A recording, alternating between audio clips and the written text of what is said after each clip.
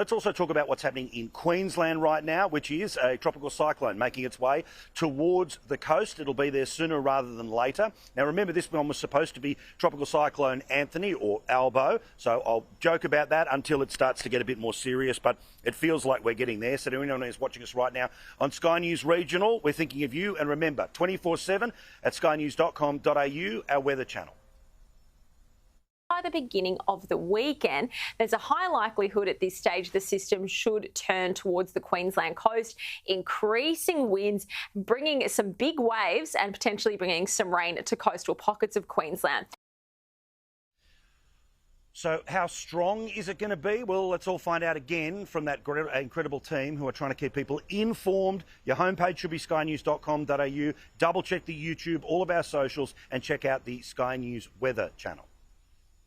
The system remains a Category 2 storm as of mid this morning. Maximum wind gusts at the system centre still packing a punch, 155 kilometres per hour.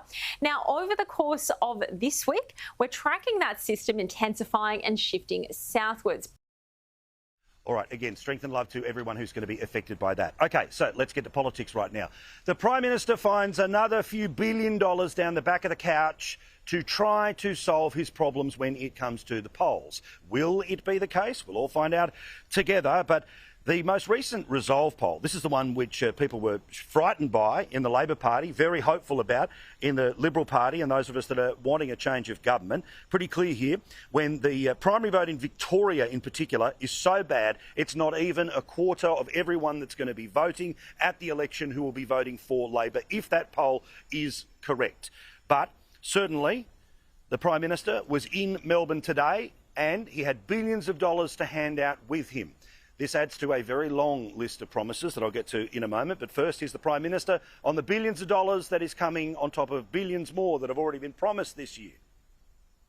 To make this happen, our Labor government is committing $7 billion to build Melbourne Airport Rail, the next important step in suburban rail loop. This includes our existing $5 billion to build the rail line to Tullamarine, funding that will build the track as well as the bridge and signalling improvements to deliver future upgrades to service Melbourne's north and west. On top of this, we'll invest a further $2 billion to help transform Sunshine Station. Now, ever since the start of this year, the Prime Minister has been promising billions of dollars. Billions of dollars of your money, billions of dollars that may well not end up turning up anywhere near the budget because it'll be off budget and it's an investment. But have a look at how much money has been promised by this Prime Minister since just the start of the year. We are not even at the end of the second month of the year. 30 and a bit B4 billion dollars that have been spent thus far. But the real news today about what the Prime Minister has been trying to do, of course, when all else fails, despite the fact that more than half of the country thinks that Anthony Albanese is the one who is doing a poor or very poor job, we must talk about Peter Dutton. All roads lead to Peter Dutton, the Ooga Booga music, all the rest of it, right? Well, as you know, we told you via the reporting of James Campbell, after the failure of The Voice, the punishment that Peter Dutton was to receive was for the Labor Party to put together a dirt unit. This was not secret, this was open, this was available. This is something that has been slowly but surely feeding certain people in the press gallery.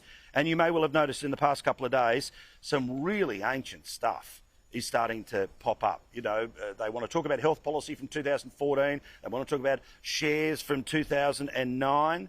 They even want to go through and list all of the different properties that his family trust has owned over the years. But I want to talk about a little political tactic. Now, I might be on the other side of the world. I might be getting ready to talk about rugby league. I might have a cowboy hat on, and yeah, I get it. It looks like it does. But, you know, Vegas, baby. The thing is that there is a trick that is a long-term trick that politicians play when they know there's no real evidence, when they know there is no case, when they know that it will not go to a National Corruption Commission, when there is no smoking gun. What they do is to make sure that the story lasts another day, and another day, and another day, is to turn around and say that the person you are trying to hurl mud at has questions to answer. Now, we have a system where, if they wanted to, they could refer it to a corruption commission. They may well end up doing that in a few days' time, so they can say for the rest of the campaign, under a corruption, you get the game, right? But just in case we are missing it, this is the official talking point of the Labor Party. Now remember, they can't talk about their own performance when it comes to what they promised 3 years ago on cost of living. They can't talk about how they will actually make your life better in the next 3 years. No. It's all about, let's get Dutton with the questions to answer whisper campaign.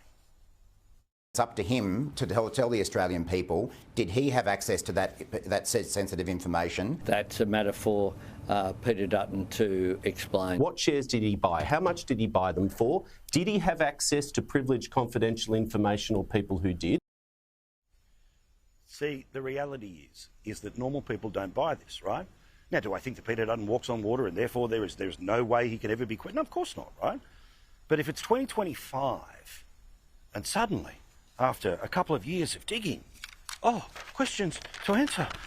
Here's the documents. Please. There's not even the documents.